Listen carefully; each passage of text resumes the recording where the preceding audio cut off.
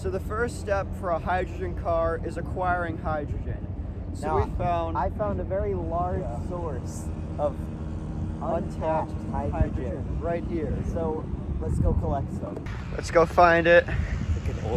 Okay, we're gonna go this way. Collect our hydrogen.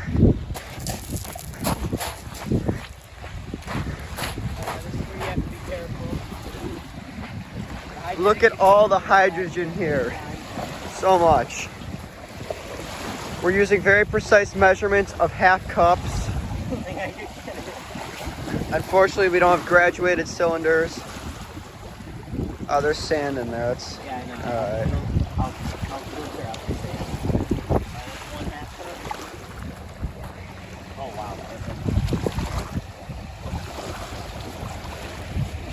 It's 2 half cups. Yeah, let's get a third.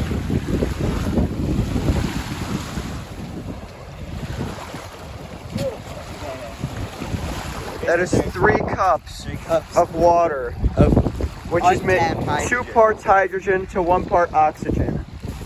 An excellent source right here. So we have collected our source of hydrogen from right over there. We're at Glencoe Beach now. And from our calculations, we've determined that this is a 10 to 15 minute drive to New Trier. Now we've kind of figured that this is like an average commute for most students.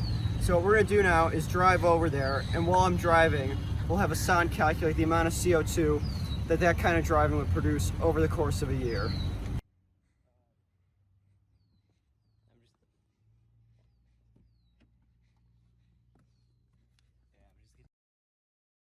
Take the fact that per minute, a normal gas car emits 10 grams of CO2 per minute. Now, if we convert these 10 grams to moles, so 1 mole over 44.01 grams, that's the weight of CO2. And we're assuming under normal STP conditions, so we'll take 22.4 liters per 1 mole. Now, if we multiply that out, it's around 5 liters per minute. So one thing about hydrogen cars, although this is a problem shared by electric cars, is the lack of a manual transmission. Now my car here doesn't even really have a proper one. It just has the paddle shifters, but it still is fun to go through the gears, which is something that would be lost by any kind of electric vehicle. So as you'll see, going through somewhere like here, it's a lot of fun if you want to shift down a few gears. Oh, look, it's the police! Although actually, yeah, we'll look here. Police like Police watch. Oh no, that's not a police. police We're thing, stuck man. behind a stupid truck, ruining our experience. I wonder, is there any? No, there's no We'll police. slow down. Yeah. The police would be up there if they're there. Well, no, because sometimes they hide in the parking lot or I driveway. don't think they're allowed to, are they? That's where they caught Andreas. Alright. Let's see, we're slowing down to give us room between us and this van. Oh yeah, he's right there. Oh shit, okay. There's the police. Unfortunately, this is one of the other drawbacks of a gas car, is that they're loud, and police cars could hear you, potentially. So now, this part of the experience has been ruined. Sorry for interrupting Hassan's calculations. You may return to that now. So we're going to assume the average trip to New Trier is about 15 minutes. Now, if you're doing 5 liters per minute, you have to multiply those together. And you get 75 liters for a trip to New Trier. Now, you also have to return home from New Trier, so you have to multiply this by 2. 2, okay? And that ends up being around 150 liters for a round trip to New Trier and back. Now, for context, this is about 75 2-liter bottles, so you can imagine that. That's a lot of 2-liter bottles. For reference, this is what a 2-liter bottle looks like, and you have about 75 of those. Now, there's 176 days in a school year. Now, if we multiply that by the 150 per day for one student this one student driving there and back every day emits about 26,400 liters of CO2. Now, for reference, we're going to use the 2-liter bottles here. And there's about 13,200 of those for 1 year. So there are about 4,000 students in New Trier. Now, we can't assume that all of those students are getting driven or driving their car to school. So we're going to say about 75% of them do. Now, if we multiply the 75% of 4,000 times our number per student per year, we get approximately 79,992,000 liters of CO2 for every single student in New Trier, approximately.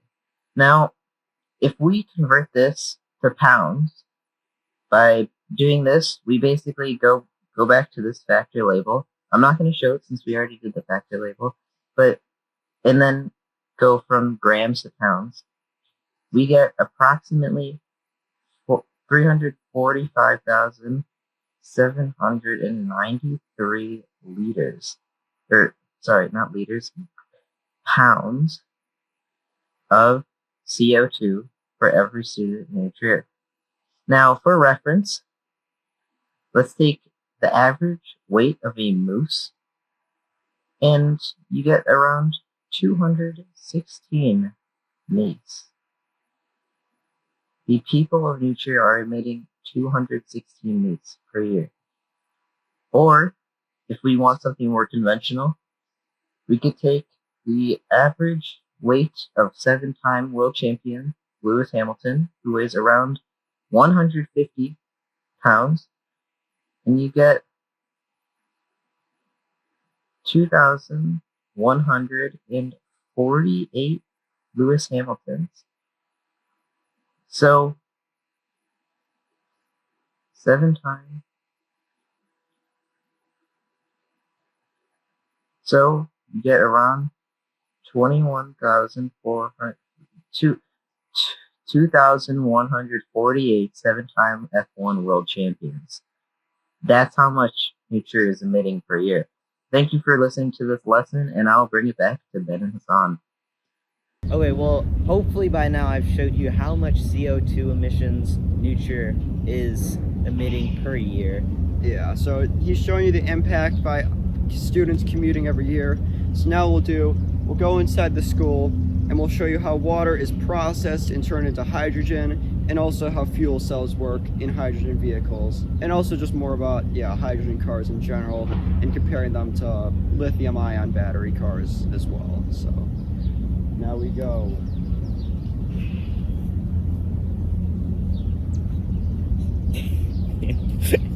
That was so bad. Unfortunately, because this water can't be deionized. Well, no, it can, but it not can in be, New Trier. because we can't put it into the school's water supply system. We'll feed it to the trees. Isn't that salt water? No, it's Lake Michigan. It's fresh water. But it's effectively the same. We just wanted to demonstrate how you could collect it from the lake. But yeah, I mean, New Trier is going to get their water from Lake Michigan anyway. We just wanted to do a demonstration. So Yeah. now we will show you how it is processed. No, you're walking the wrong way. Okay, so we're starting to charge it up. We're told around 2 volts for the fuel cell.